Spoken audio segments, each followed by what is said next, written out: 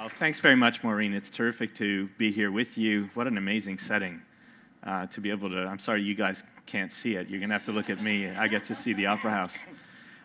It's fantastic to be here with you. I thought I might actually just start by talking a little bit about my background, what I do, and how design fits into it, and then get into a little bit of the presentation.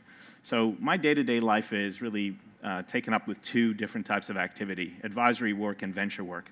And on the advisory side, my real core work is to actually help CEOs and leaders of organizations design architectures that allow the company to grow. And so it really is a design challenge, although most people don't think of it that way. But actually thinking about what are the structures that you want to use? How do you actually allow people to collaborate? How do you get rid of friction in the organization so you can unleash the potential of the organization? That's a design problem. And over the years, I'm married to an architect, and she's helped me realize that the discipline of architecture is actually very similar to the kind of design work that goes into designing the architecture of organizations. So that's what I do in my day-to-day life, and what ends up happening is that if you can do it right, you can unleash really not just great business results in terms of growth and prosperity for the company, but you actually end up making the workplaces an amazing place to work. It's when people show up and actually get excited about being there and see an opportunity to fulfill their potential. And I start with a hypothesis and a core belief that people don't go to work, or they don't show up in their life waiting for the day to end, twiddling their thumbs. They actually want to make a contribution. And we design all kinds of things, maybe unintentionally, maybe intentionally, to get in the way of them actually experiencing life that way. And so part of the design challenge for me is how do we actually allow that natural energy, that desire, to be untapped and to be realized. And that often involves working in groups. And so, our organization design is all about that. The other thing that I do in my life is work with ventures. So if those are large companies, as incumbents, they have all kinds of problems. I also work with really interesting smaller companies that have really powerful growth potential. And what we try to do is figure out how you design ways for them to have a business model that can scale rapidly. So being able to actually think about what is it that they're offering, what are the natural markets for them to participate in, how do you allow growth to scale up. It's the other thing we work on. And do that both here and in the US.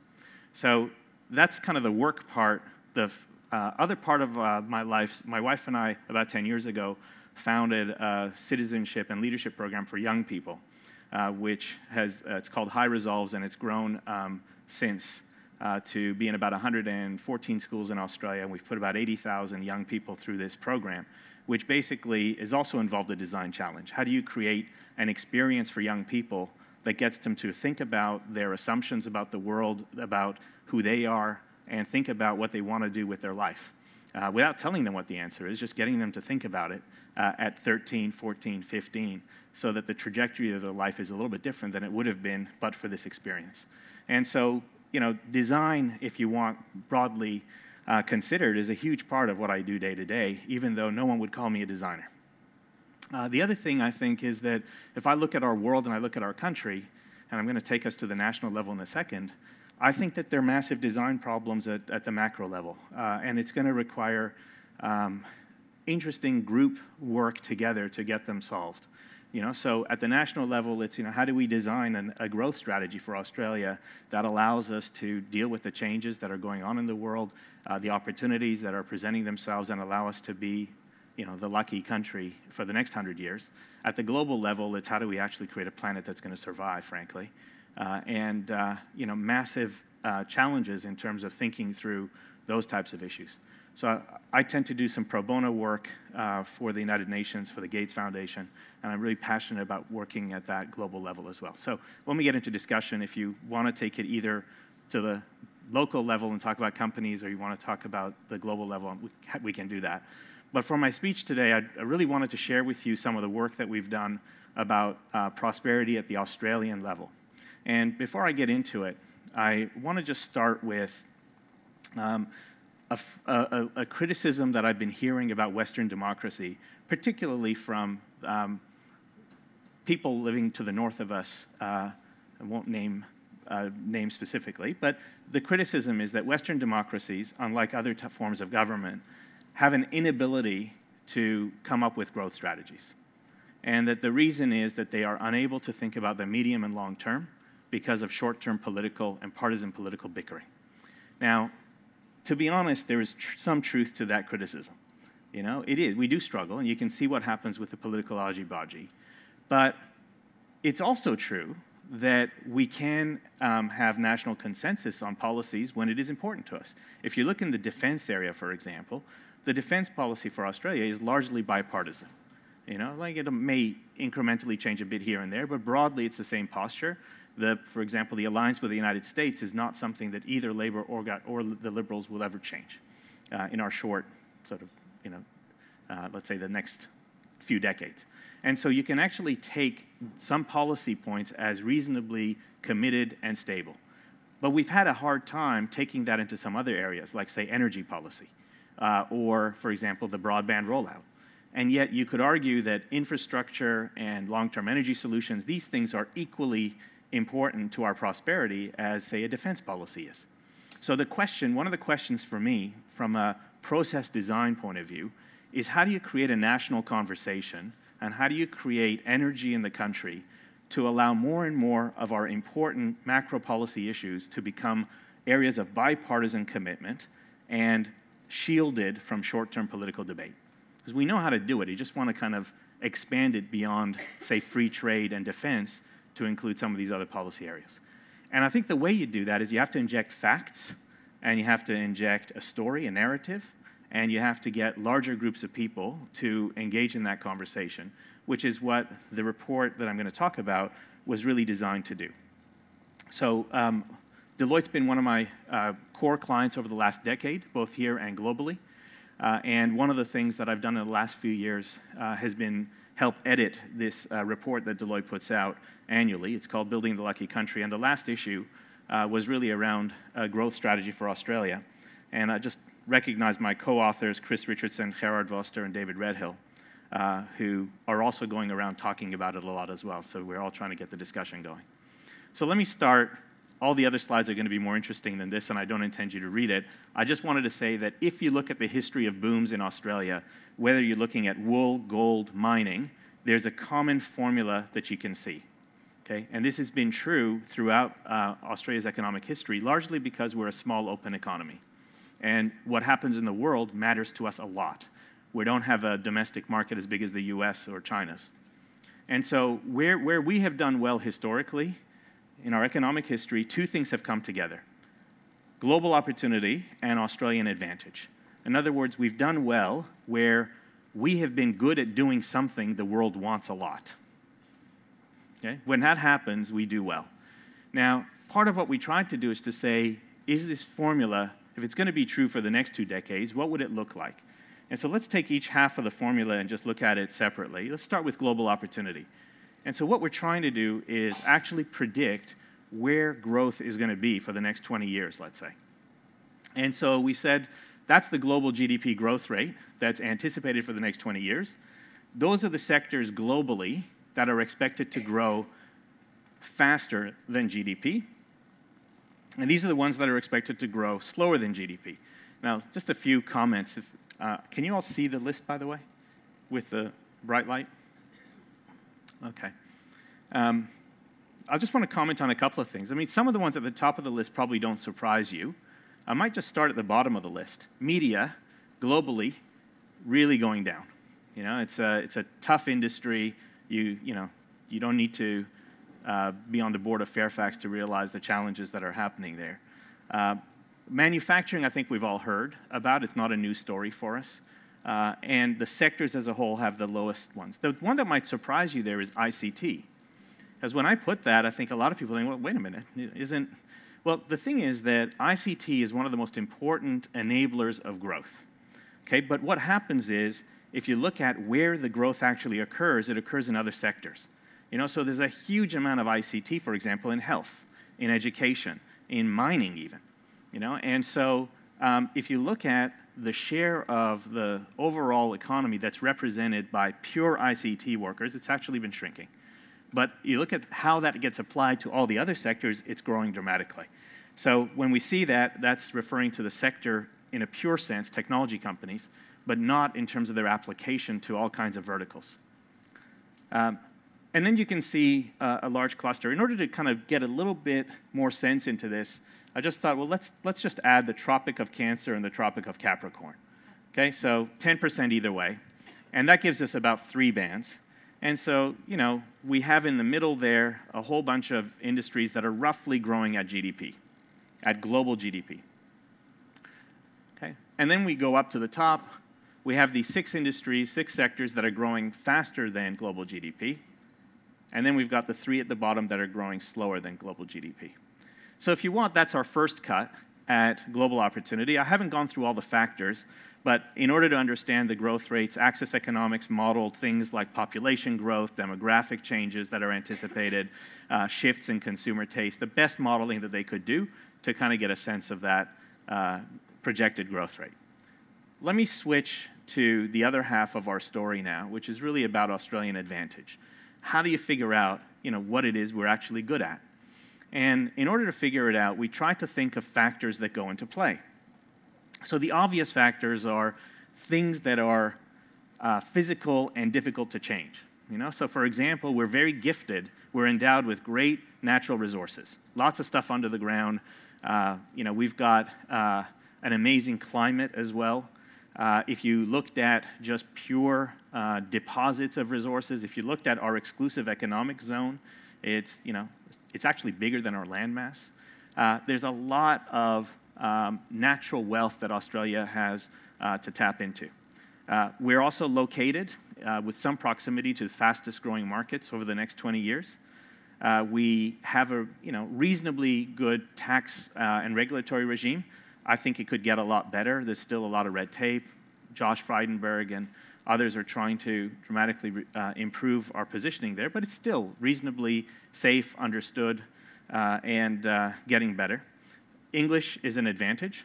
And of course, when we look at the exchange rate, that applies to industries in different ways. For some industries, the projected exchange rate sort of being around 80 cents is good, and for some, not as well. So we can take all these factors and basically get a sense of, you know, where is our strength here. Some of the factors, like our people strengths, do play in. The difference is that some things that are easier to shift in the short term are less real sources of enduring advantage. You know, like other countries can't change the deposits geologically that they're built upon, but they can change some of the other things like tax regimes. So we weighted them differently and essentially came up with a bit of a rating for each sector in terms of where we have a stronger advantage, where we have a weaker advantage. And so let me just bring these 2 factors together now.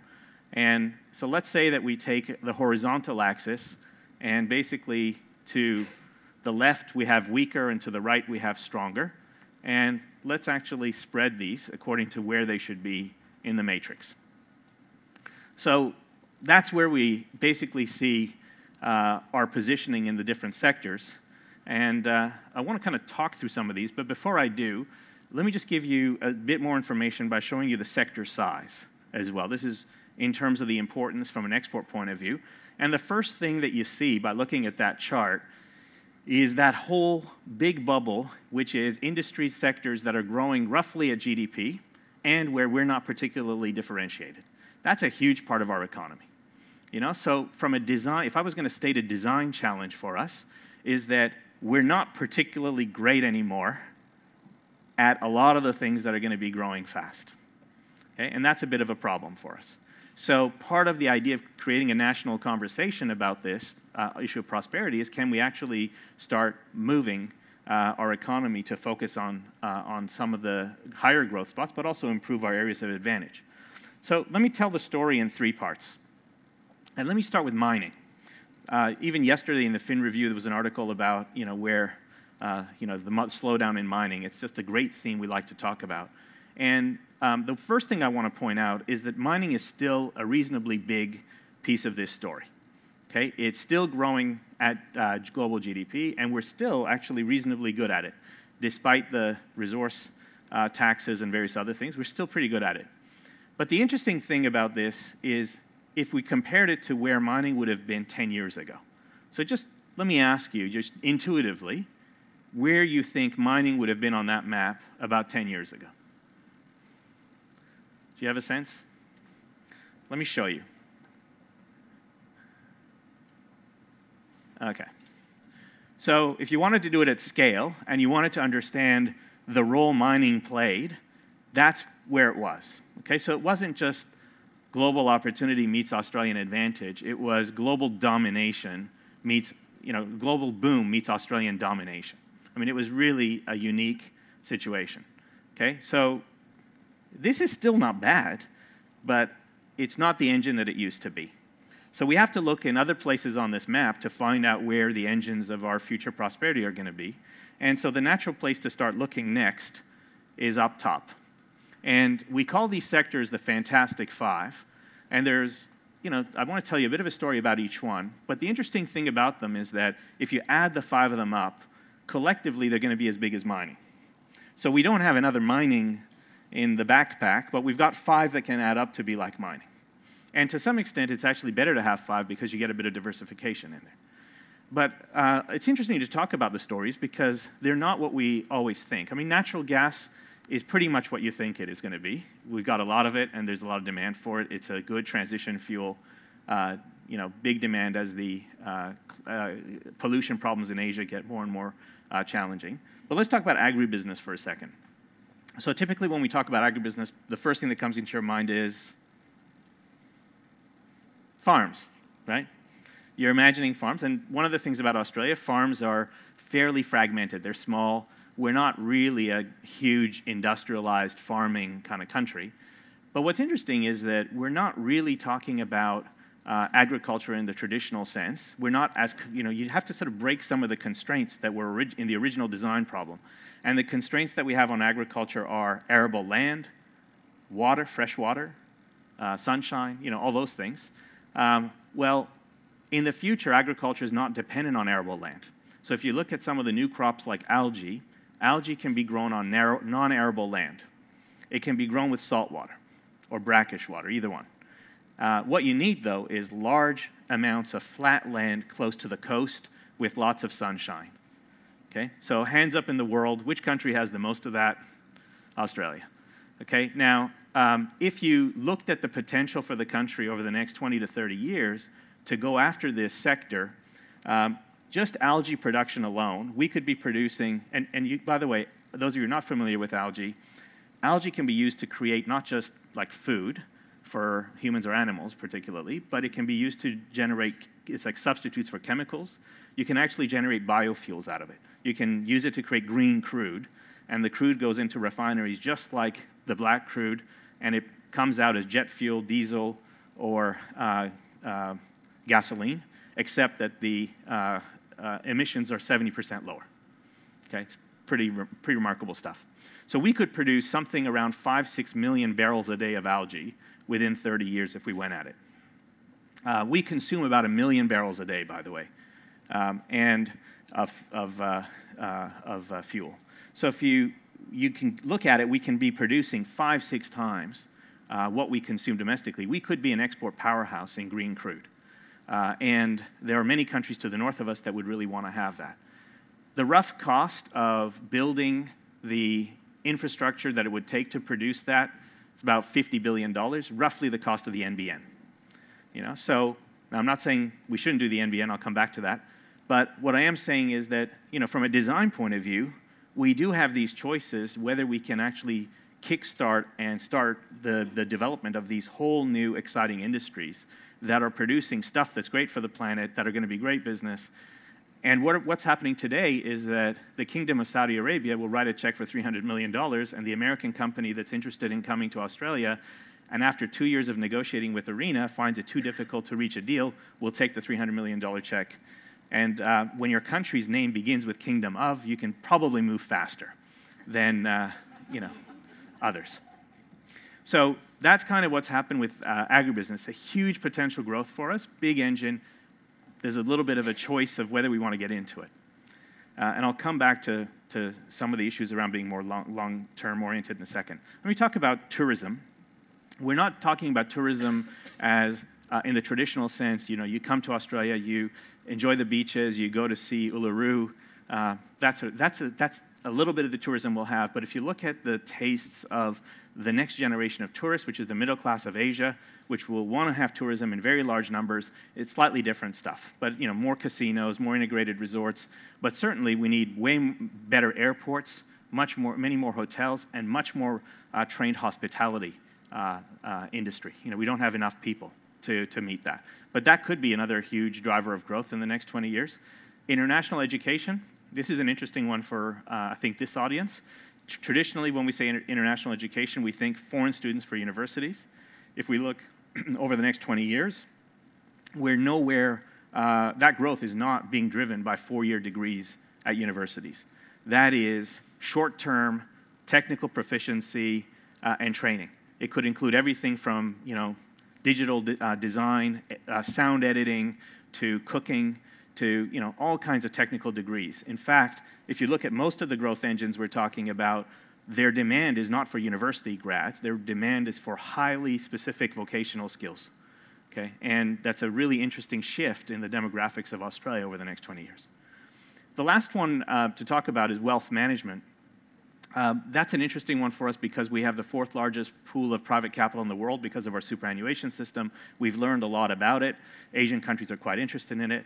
The amount of wealth that's going to be created up there is immense. And most people don't like it when we put this on the list because they can't imagine Australia being the number 1, 2, or 3 player in that. Well, we could be the number 6 player up in Asia, and that's still a huge circle. Okay, so we're not assuming we're going to beat a lot of the other countries. We're just saying let's take our fair share. And that fair share might be around industries that we're much more familiar with, infrastructure type stuff, resources type stuff, which, by the way, for parts of Asia are very relevant because they're Sharia compliant investments. So that's a little bit of a summary about the Fantastic Five. We're particularly excited about them because if you think of mining, you can think of the Fantastic Five as being just as big in the next 20 years. Third part of the story is really talking about the other 14 sectors. And the interesting thing about these 14 is that the sector as a whole is not going to be a growth engine for Australia. But are there parts within those sectors that have the same characteristics of growth? And what could we do to find out what those parts are? And part of what we did with Access Economics was to actually start disaggregating those sectors and try to see where are there some interesting pockets where growth might start to come out. And we've identified these 19. Now, I just want to take you through these just in case they're interesting to you. There are 3 categories of them. The first ones we call slipstream stars because they're piggybacking on some of the growth sectors that I've mentioned already. So if you look at ICT there, particularly the ICT as it's applied to things like mining, to the resources, to agribusiness, to tourism, to education, to wealth management, we think that's going to be a reasonably important one. Same thing with finance. One of the biggest growth areas in banking, even though banking as a whole is not a growth sector over the next 20 years, is the financing of, say, food trade to Asia, the financing of resource flows. Those are all things where Australia could be a very important player. Clean coal, you have to put on only because there are technologies that may mature that allow us to do it. It's such a huge part of our economy that if there was a way of prolonging the value of coal in terms of the runway it has for our growth, it would be a very good thing. So it's highly synergistic with the growth strategy of having mining as one of our existing cores. You'd want clean coal to work because it works out better for us if it did.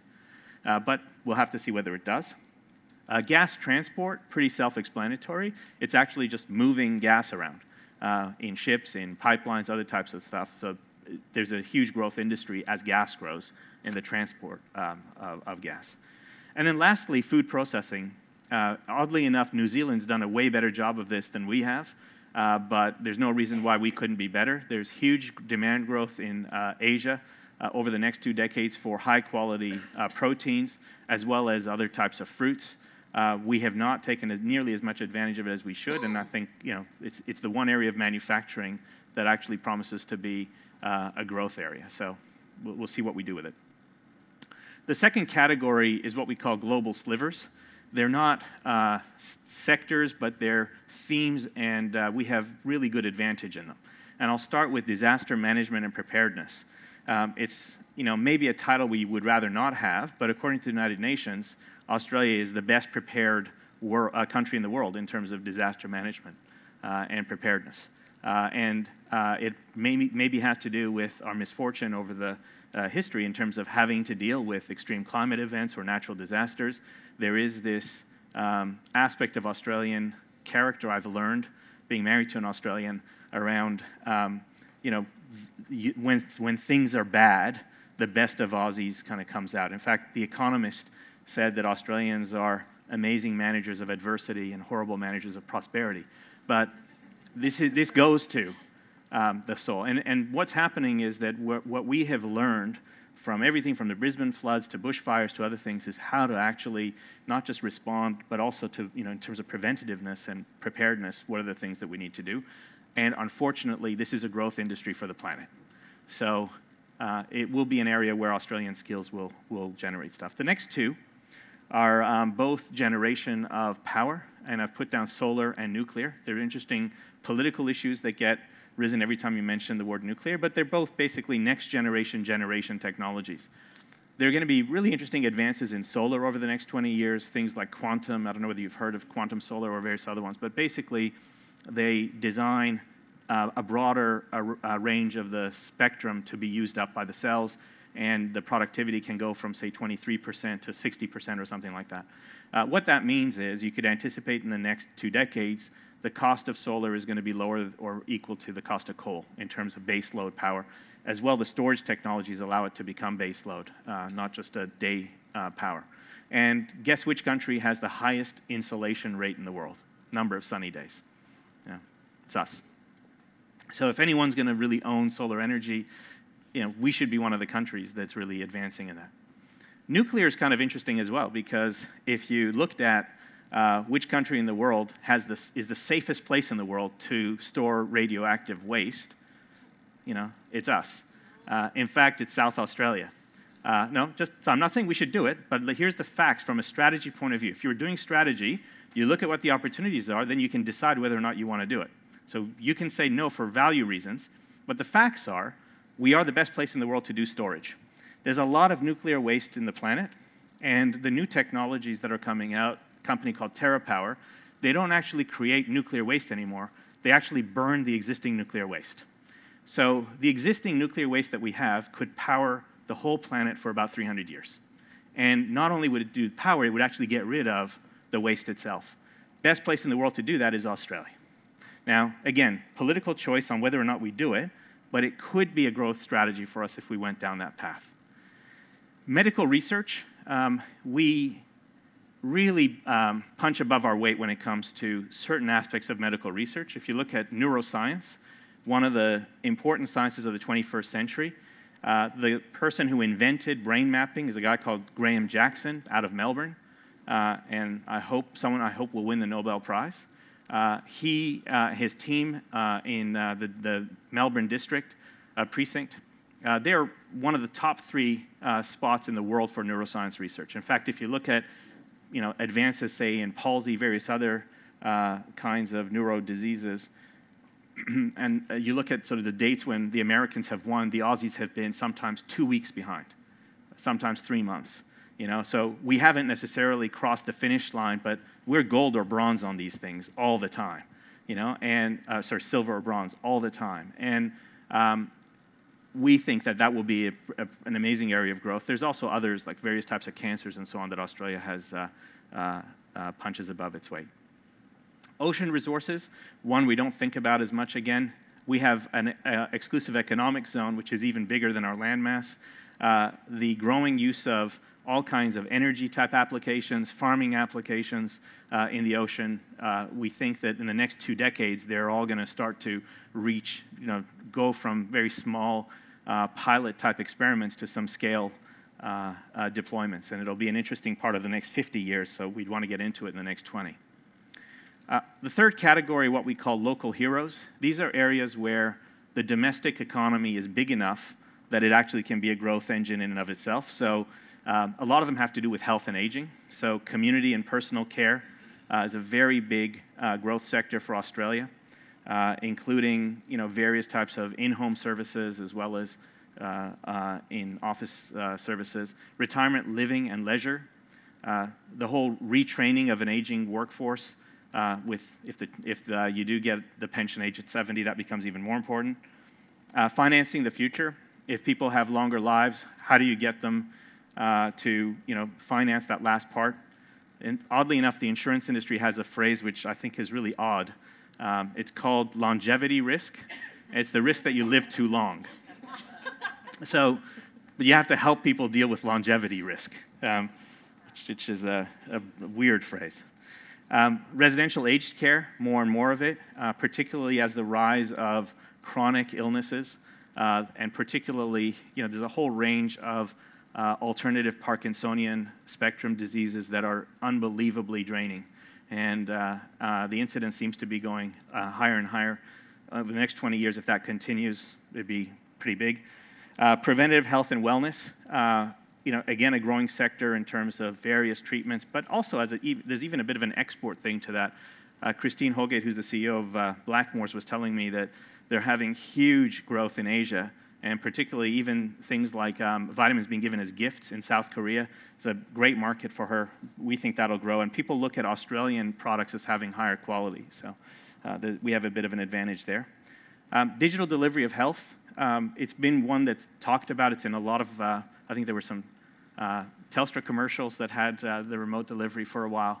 But this has gone to a new level with the quantified self, with the fact that we have sensors everywhere, with the ability to kind of measure what's going on.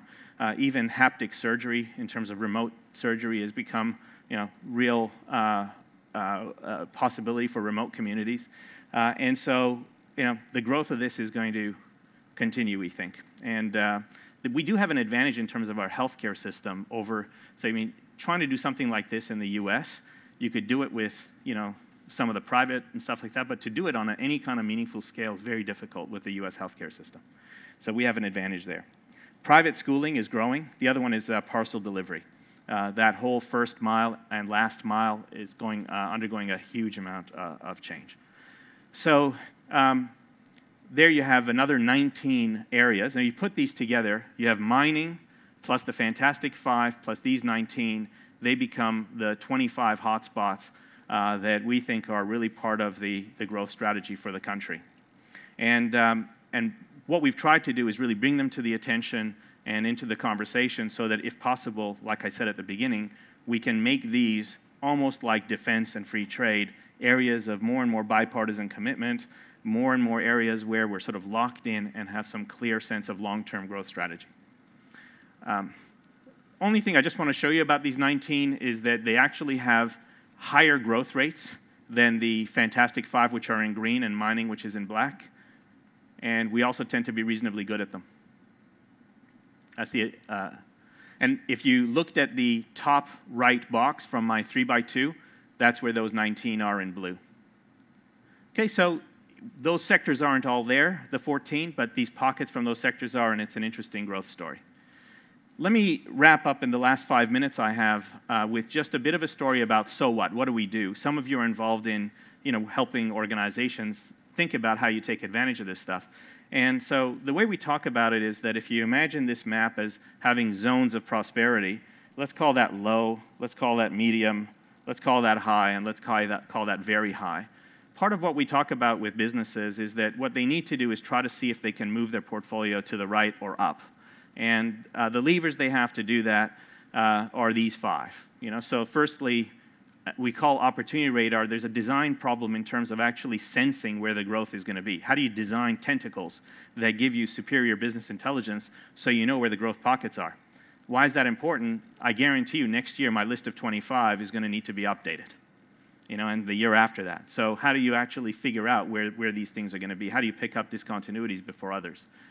How do you create positional advantage, like get positions, assets, exclusive rights, any intangible assets or relationships that help you take advantage in those growth pockets?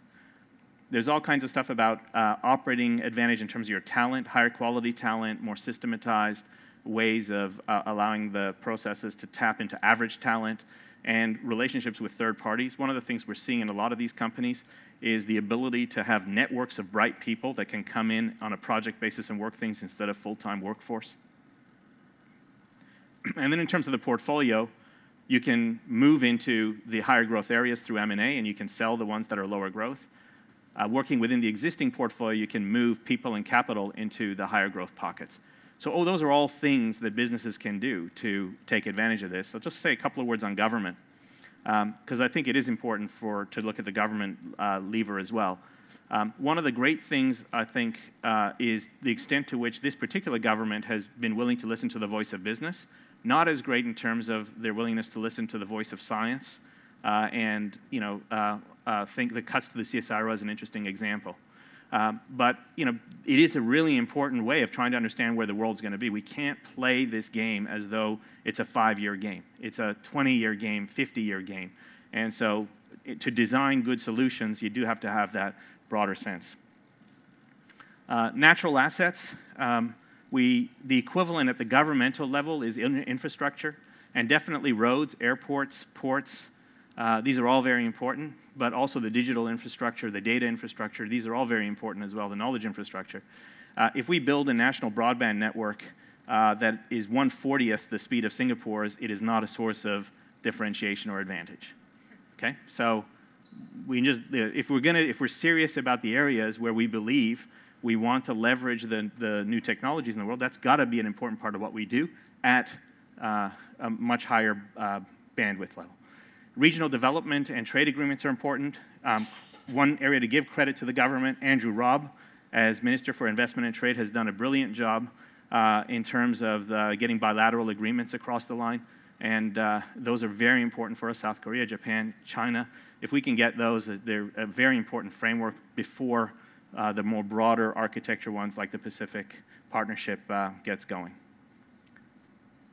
More in terms of productivity, the work to actually get rid of red tape, to make regulations a bit simpler. There are some companies that face unbelievable design problems because of the variations in regulations across states. And there are things like that that can be dramatically improved. Obviously, I mentioned the vocational trainings. The growth initiatives all rely more on vocational talent than university grads. That's a big shift for us. And from a portfolio point of view, this is tough for people to do, but really starting to allow industries that have had their day to kind of, age gracefully and not to be propped up necessarily, and allowing the most attractive global companies to come here instead of, countries whose name begins with kingdom of. In the meantime, within the existing portfolio, we got to get rid of incentives to the wrong sectors. If we're going to have R&D incentives, if we're going to have design incentives, they have to be for those growth pockets. So let me stop there in terms of the overall spiel. I'll just come back to what I said before, which is that the kinds of disciplines we apply to design growth models for small businesses, architectures for companies also apply at the national and global level. And for me, it's a particularly important thing for the discussion around a prosperity agenda for Australia that has a 20-year vision to kind of really be center stage. Otherwise, we'll have no hope of designing businesses and other kinds of solutions that get us there. Thanks very much. Thank you, Mehrdad.